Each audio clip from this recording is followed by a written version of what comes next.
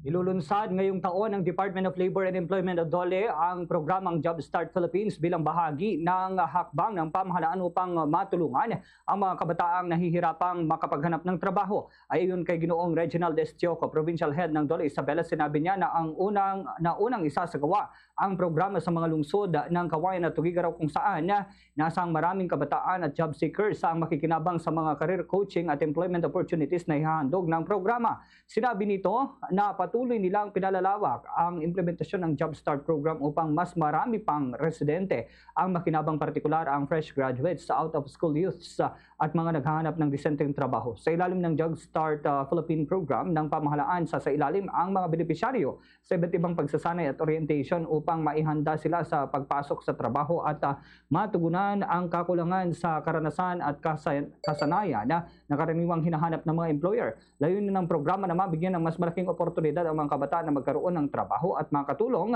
sa pagpapababa ng unemployment rate sa lalawigan. Ganito ang bahagi ng pahayag ni Ginoong Reginald Estioco. Bago City.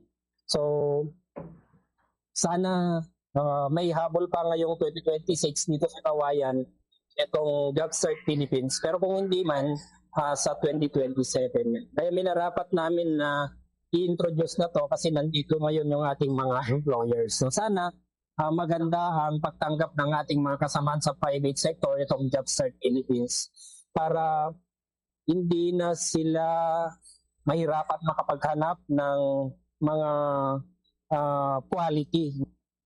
Fast! Paradyo! Bumbo!